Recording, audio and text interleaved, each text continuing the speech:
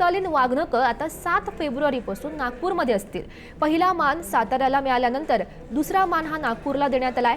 शस्त्र प्रदर्शन शस्त्रसूची अंतर्गत नागपूरकरांना आता वाघनखं पाहण्याची संधी मिळणार आहे। नागपूरच्या मध्यवर्ती संग्रहालयात याची जोरदार तयारी सुरू आहे। सुरक्षा आणि इतर बाबी लक्षात घेऊन ही तयारी सुरू असल्याची माहिती मिळते।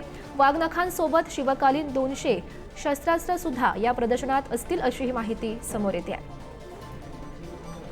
काल उशिरा ही वाघनखं नागपुरात पोहोचली आणि नागपुरात त्यासाठी एक तात्पुरता जो आहे तो दालन तयार करण्यात आलेला आहे। आपण पाहू शकतो की हे दालन आहे आणि वाघनखं पोहोचल्यानंतर आता हे जे दालन आहे ते तयार करून पूर्णपणे बंदिस्त करण्यात आलेले आहे। पोलिसांचा बंदोबस्त लावण्यात आलेला आहे आणि पुढील अनेक महिने जे आहे जवळपास 8 महिने हे नागपुरात या वाघनखांचं प्रदर्शन राहणार आहे। आपण पाहू शकतो की प्रतापगडाची जी हुबेहूब प्रतिकृती आहे ते इथे जे दुर्ग प्रतिष्ठानचे कलाकार आहेत ते तयार करत आहेत।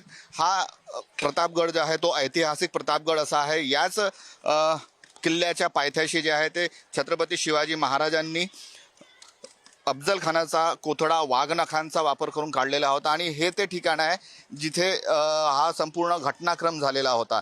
त्यामुळे या घटनेची जी आहे ते इतिहासात मोठ्या प्रमाणात नोंद करण्यात आलेली आहे। एक विलक्षण अशी छत्रपती शिवाजी महाराजांच्या जीवनातील घटनाक्रम म्हणावं लागेल किंवा इतिहासातील, आणि या इतिहासाची जी माहिती आहे ती नव्या पिढीला शालेय विद्यार्थ्यांना व्हावी या हेतूने ही वाघनखं भारतात आणण्यात आलेली आहेत। 7 तारखेला म्हणजे 7 फेब्रुवारीला मुख्यमंत्र्यांच्या हस्ते या प्रदर्शनीचं उद्घाटन होणार आहे।